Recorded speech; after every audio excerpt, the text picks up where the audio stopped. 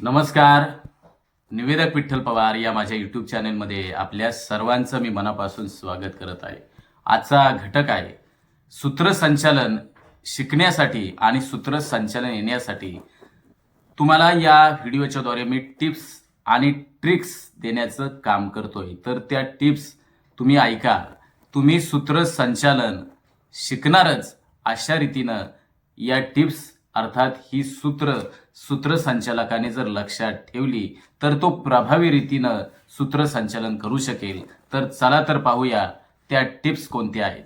सूत्रसंचालकाने पूर्वतयारीनेच कार्यक्रमाला जावे.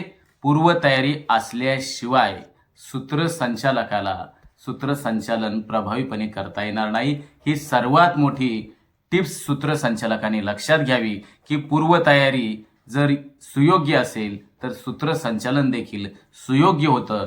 दुसरी टिप्स आहे वाचन केल्यामुळेच व्यक्तीचा अर्थात निवेदकाचा शब्दकोश आणि ज्ञानकोश समृद्ध होतो, मोठा होतो आणि सूत्रसंचालन हे चांगल्या रीतीनं होते. म्हणून सूत्रसंचालकाने दररोज निवेदनाला पूरक असणारं वाचन, पूरक असणाऱ्या पुस्तकांचं वाचन दररोज करणं हे आवश्यक आहे.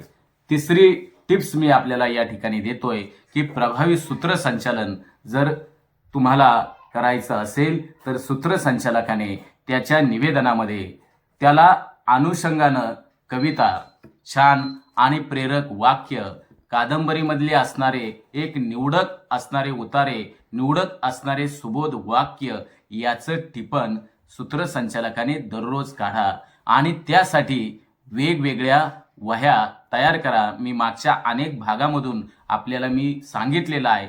जवळजवळ निवेदक विठ्ठल पवार या ज्या यूट्यूब चॅनलला जवळजवळ 1300 व्हिडिओ हे निवेदनाचे अपलोड केलेले आहेत.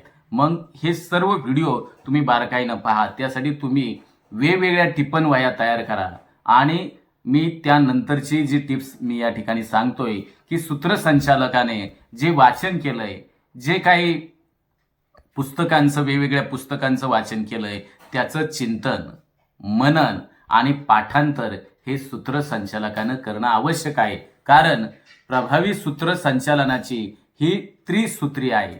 चिंतन, मनन आणि पाठांतर.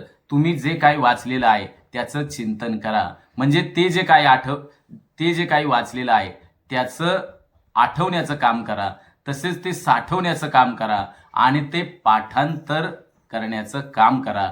ही प्रभावी सूत्रसंचालनाची त्रिसूत्री आहे. हे निवेदकानं करणं आवश्यक आहे.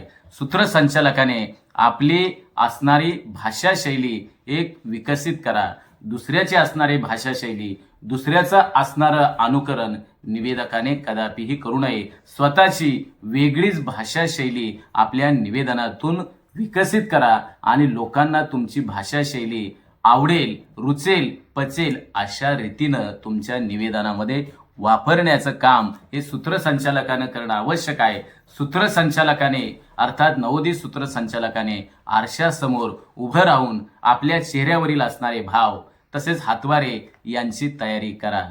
प्रभावी सूत्रसंचालनासाठी हा एक महत्त्वाची टिप्स आहे की सूत्रसंचालकाने सराव करताना आरशासमोर सराव करा. मग हातवारे असतील, हावभाव असतील याची प्रॅक्टिस तुम्ही आरशामध्ये करण्याचं काम करा. आणि महत्त्वाची टिप्स मी या ठिकाणी देतोय ती म्हणजे कार्यक्रम पत्रिका. हा खरं तर सूत्रसंचालनाचा नकाशा आहे आणि त्यामुळे हा नकाशा अचूक असावा. अर्थात सूत्रसंचालकाने ती कार्यक्रम पत्रिका समजून घ्यावी आणि कार्यक्रम पत्रिकेचा असणारा जो क्रम आहे तो क्रमानुसारच कार्यक्रम पत्रिका त्याने समजून घ्यावी, त्याने आकलन करून घ्यावी. म्हणजे तुमच्या सूत्रसंचालनामध्ये कोणताही डिस्टर्ब या ठिकाणी होणार नाही. तसेच कार्यक्रमाला अनुरूप साजेशा कविता असतील, साजेशा चारोळ्या असतील, शेरोशायरी असतील याचा उपयोग करण्यासाठी त्याची अगोदरच निवड ही सूत्रसंचालकाने करावी.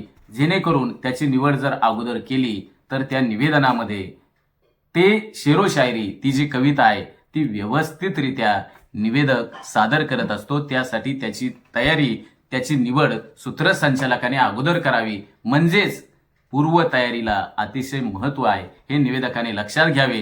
प्रत्यक्ष सूत्रसंचालन करत असताना त्या कार्यक्रम स्थळाची तसेच तयारीची सूत्रसंचालकाने पाहणी करावी, म्हणजे कार्यक्रमामधली असणाऱ्या कमतरता आपल्याला दूर करता येतात. आणि शेवटची महत्त्वाची टिप्स, सूत्रसंचालन तुम्हाला प्रभावी होण्यासाठी महत्त्वाची टिप्स म्हणजे सकारात्मक विचारानं, सकारात्मक बोलण्यानं तुम्ही सूत्रसंचालन जर केलं तर उपस्थितांची मनं तुम्ही जिंकू शकाल.